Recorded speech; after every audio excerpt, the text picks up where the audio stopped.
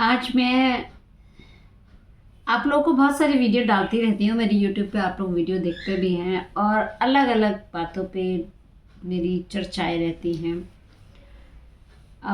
Devotional भी रहती हैं, समाज से जुड़ी हुई बातें भी रहती हैं और भक्ति भी रहती है, मस्ती भी रहती है और कुछ अच्छी अच्छी टिप्स भी मैं आप लोगों को देती रहती हूँ बीच बीच में।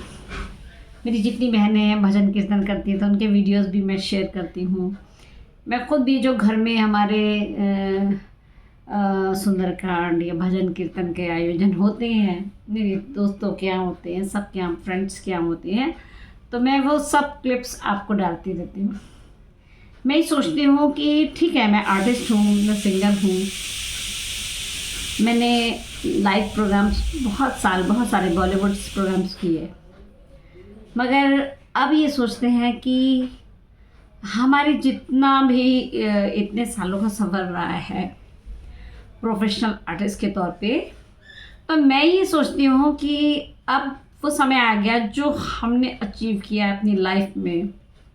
बहुत सुंदर टाइम देखा, कोरोना से पहले बहुत सुंदर टाइम देखा। कोरोना ने हमें बहुत कुछ दिखाया, समझाया, और मुझे लगता है कि सब लोग मेरी इस बात से सहमत होंगे कि कोरोना को जो दौर आया था उसने बहुत लोगों को बहुत समझदार भी बना दिया। अब समझदारी कैसी होती है कि जीवन में हर वक्त आप हर चीज़ के लिए तैयार रहें। अब जैसे कि ज्योतिषियों की जनगणना चल रही है कि आने वाला ये 27वां साल यानी 26, तो आपने देखा ही शुरुआत कैसी हुई है 26 की। 25 भी जाते जाते बहुत कुछ देश में उथल पुथल, विदेशों में उथल पुथल और सामाजिक बहुत सारी घटनाओं से, आतंकवाद से जूझ रहा था देश, और सभी देशों में हलचल, लड़ाई झगड़े, युद्ध सब चल रहे हैं और अभी भी बहुत सारे युद्ध तैयार भी हैं होने के लिए। आप समझ रहे हैं ना? तो वो कोरोना के बाद से जितने भी समाज के लोग हैं, मुझे लगता है आधे से ज़्यादा लोगों का विल पावर बहुत स्ट्रांग हो गया होगा, क्योंकि जब ऐसी घटनाएं होती हैं ना, तो ये घटनाएं आपको तैयार करती हैं, आपके जीवन में संघर्ष के लिए तैयार करती हैं। आपको जब जीवन में परेशानियां आए तो उनसे कैसे लड़ना उसके लिए भी तैयार करती है। और बहुत सारे जो अनुभव हमारे बड़ों को हुए, बुज़ुर्गों को हुए, और बच्चों ने जो कैद देखी है, उनको प्लेग्राउंड में खेलने को नहीं मिला, उनको दोस्तों के साथ बात करने को नहीं मिला, मोबाइल में लगे रहते थे सब, खाने पीने में बाहर का खाना नहीं है, बाहर लोगों से मिलना नहीं है। तो वो सब चीज़ें मुझे लगता है कि जो हमारी पिछली पीढ़ी थी और जो सेकंड पीढ़ी थी उसने बहुत कुछ देख लिया। अब जो आने वाली नई पीढ़ी जो अब आने वाली है वो तो पता नहीं क्या क्या देखने वाली है, ऊपर वाला ही जाने। लेकिन ये है मेरा सोचना, ये सब तो चीज़ें होती रहती हैं, लेकिन हमें अपने आप को तैयार करना चाहिए। समय समय पर हमें अपने आप को तैयार करने के साथ साथ अपनी विल पावर स्ट्रॉन्ग करते जाना चाहिए। ख़ास तौर से जो युवा पीढ़ी है वो कभी कभी निराशा में घिर जाती है, तो उसे भी निराश नहीं होना चाहिए। अपने से बड़ों से उनको सीखना चाहिए कि हमारे बड़ों ने कितना संघर्ष किया था। क्योंकि आजकल की युवा पीढ़ी के साथ एक प्रॉब्लम है, वो ये है कि युवा पीढ़ी कभी भी अपने बड़ों के साथ बैठना नहीं चाहती, बात करना नहीं चाहती, उनके अनुभवों को लेना भी नहीं चाहती। ठीक है ना? तो आप उनके अनुभव नहीं लोगे, उनसे कुछ सीखोगे नहीं, तो जीवन में कामयाब कैसे होगे? क्योंकि ये बात सही है कि जो जीवन के अनुभव होते हैं ना, जो बड़ों के पास होते हैं, वो हमारे पास नहीं होते हैं। तो वो हमें बहुत हमारे को तैयार करते हैं मेंटली तौर पे हमें तैयार करते हैं आने वाली स्थिति को। उन्होंने कैसे निपटा था, जब हम उनसे वो सुनते हैं कि उन्होंने इस तरह से प्रॉब्लम्स के साथ फेस किया और इस तरह से उन्होंने अपनी प्रॉब्लम्स को शॉर्ट आउट किया, संघर्ष करके वो आगे बढ़कर आए, तो हमें भी इसी तरह से तैयार होना है। तो अब जो है नई पीढ़ी सुनना ही नहीं चाहती, बड़ों के संग में बैठना ही नहीं चाहती, वो अपनी दुनिया में मस्त रहती है। तो ये अनुभव उन्हें कैसे मिलेंगे? तो उसके लिए प्रकृति भी उनके लिए भी कुछ ना कुछ तैयार कर देती है। क्योंकि आप देख रहे हैं ये जो दुर्घटनाएं शुरू हो रही हैं, ऐसा नहीं है, युवा पीढ़ी इनसे बहुत कुछ सीख भी रही होगी। जिसको सीखना है वो सीख रहा होगा, जिसे सीखना होता है वो हर पल हर क्षण सीखता है। और जो नहीं सीख रहा है, उनके जो बड़े बुजुर्ग हैं, मैं कहूँगी कोशिश करिए ज़्यादा से ज़्यादा अपने बच्चों को थोड़ा सा वक्त निकाल के ज़रूर बैठाइए और आपने जो अनुभव लिए हैं उन्हें कहानी के रूप में, उन्हें किसी प्रसंग के रूप में या किसी हंसी मजाक के थ्रू, जैसे भी आप उसमें बढ़िया सा तड़का लगा के आप उनको बता सकते हैं और समय समय पर उनको समझाते रहिए, जिससे हमारी युवा पीढ़ी, हमारे बच्चे जो हैं वो कम से कम बैठेंगे नहीं, लेकिन वो दिमाग में, बच्चों की एक आदत होती है, वो खेलते खेलते भी बहुत कुछ सुन लेते हैं और बहुत कुछ रिकॉर्ड भी कर लेते हैं। हम सोचते हैं हमारे बच्चे सुन नहीं रहे, लेकिन वो सुन भी रहे होते हैं, वो समझ भी रहे होते हैं। और अगर उस समय की सोच उनकी समझ से थोड़ा दूर होती है तो जो चीज़ वो दिमाग पे बिठाते हैं ना, वो दिमाग उनका उस चीज़ को रिकॉर्ड करता है और जब समय आता है ना तो उनको बहुत सारी चीज़ें याद आती है कि माँ ने ऐसे कहा था, दादा ने ऐसे कहा था, नानी ने ऐसे कहा था, हमारे बड़े भाई बहनों ने ऐसे कहा था, चाचा चाची ताई ने ऐसे कहा था, हाँ ये सही कहा था, हमें इस समय ऐसे करना चाहिए। तो वो चीज़ जो रिकॉर्डिंग रह जाती है तो हमारा माइंड इतना तेज़ होता है कि उस चीज़ को रिकॉर्ड करके सेव कर लेता है। तो जैसे ही कोई दुर्घटना होती है वो सब चीज़ें उनको याद आ जाती है और जब याद आती है ना तो वो परिस्थिति से अपने आप ही तय कर लेते हैं कि मुझे क्या करना है।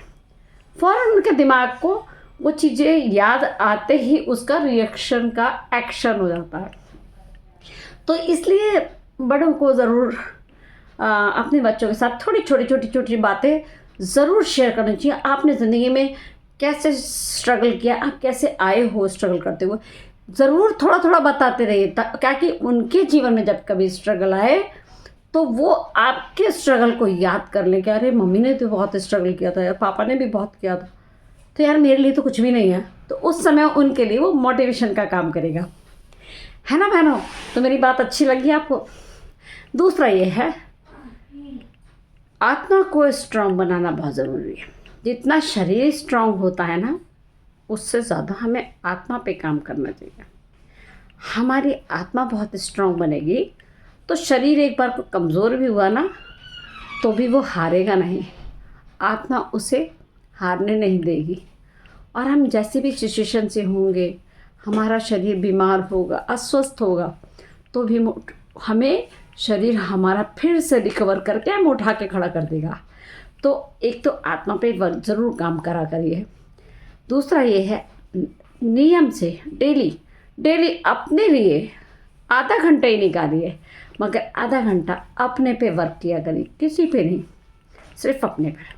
सिर्फ ये सोचिए मैं जो जी रही हूँ, जिस तरह की ज़िंदगी जी रही हूँ, जिस तरह का खा रही, जिस तरह का पी रही हूँ, जो मैं सुबह उठती हूँ, शाम को सोती हूँ, उसके बीच में मैं क्या कुछ कर पाई जो मेरा अपना था, जिससे मैंने अपने लिए जिया। तो ये आप हमेशा करते रहिए, आप देखेंगे आप दिन पे दिन जवान होते जाएंगे, बुढ़े नहीं होंगे, बूढ़े नहीं होंगे, आपके चेहरे पे ग्लो दिन पे दिन आता जाएगा। और ठीक है, पूरा दिन व्यस्त रहता है, अपने लिए हम लोग टाइम नहीं निकाल पाते, कोई बात नहीं, मगर हाँ, एक तो नींद भरपूर लीजिए। कोई कुछ बोलता है बोलने दीजिए। अगर रात में आप लेट सोते हैं तो सुबह तक नींद अपनी पूरी करके ही उठिए, क्योंकि शरीर अगर नहीं उठ पाया सुबह तो वो सबसे ज़्यादा पेनफुल होता है। सुबह तब अच्छी लगती है जब आप स्वस्थ होते हो, अस्वस्थ सूरज भी बुरा लगता है। आप बिस्तर में पड़े हैं, सन उग रहा है ना, जैसे हमारे सभी लोग एस्ट्रोलॉजर नहीं, सूरज उगता है, सूरज के साथ उठ जाना चाहिए। हाँ, उठना चाहिए अगर आपका स्वास्थ्य आपको अनुमति दे रहा है।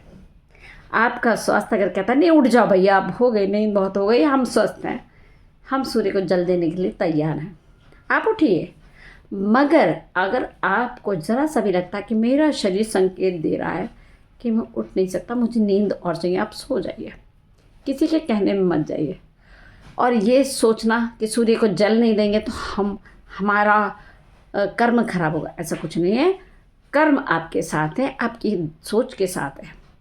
आप अच्छे कर्म कर रहे हैं, आपको पता है ना, तो सूर्य को भी पता है कि आप अच्छे कर्म कर रहे हैं, उस शक्ति को भी पता है कि आप अच्छे कर्म कर रहे हैं। वो यूनिवर्स जो है वो आपकी हर गतिविधि को जानता है, क्योंकि उसकी आत्मा तो आपसे जुड़ी हुई है ना। तो मेरा यही कहना है, मन शुद्ध, शुद्ध से पहले स्वस्थ शरीर, स्वस्थ शरीर में शुद्ध विचार आते हैं, स्वस्थ विचार आते हैं। तो पहले, सबसे पहले स्वस्थ रहिए, उसके बाद में सारे नियम होते हैं। सारे नियम स्वस्थ शरीर के साथ होते हैं, अस्वस्थ शरीर के साथ, अस्वस्थ मन के साथ, अस्वस्थ चेतना के साथ कोई चीज़ जो है, कोई नियम लागू नहीं होते हैं। सनातन में हम हैं, अच्छी बात है, सनातन में रहिए, लेकिन अस्वस्थ शरीर, अस्वस्थ निरोगी काया, निरोगी मन, निरोगी माया, निरोगी चेतना, ठीक है ना। जब सब चीज़ें स्वस्थ होंगी, चेतन अवस्था में आप होंगे, हर्ष उल्लास में आप होंगे, तो सब चीज़ नियम आपके लागू होते हैं। अन्यथा एक भी नियम लागू नहीं होता है, क्योंकि ईश्वर जो है आपके हर हाल को जानता है। तो आज मैं यही टॉपिक एक सुंदर सा लेकर आई हूँ आप लोगों के लिए। आपको कैसा लगा मेरा टॉपिक बताइएगा, मेरा विचार कैसा लगा ये भी बताइएगा, और साथ साथ कमेंट्स और लाइक के साथ साथ सब्सक्राइब भी किया करिए, क्योंकि अभी मेरा चैनल सब्सक्राइब नहीं हुआ है, अभी चैनल मेरा मोनेटाइज नहीं हुआ है। क्योंकि मैं सच में मैं जानती हूँ कि मैं इतना सोचती नहीं कि मुझे पैसा कमाना है। मैं सोचती हूँ मेरे को लोगों का दिल जीतना है और लोगों को अच्छी अच्छी बातें बताना है। चैनल मोनेटाइज हो ना हो क्या फ़र्क पड़ता है, मैं मोनेटाइज हूँ ईश्वर के द्वारा, है ना। तो मेरे को बस यही सोचना है। चलिए, okay, bye bye, take care. Like करते हैं अगर सीमा को तो ज़रा सा प्यारे प्यारे कमेंट्स ज़रूर करिएगा।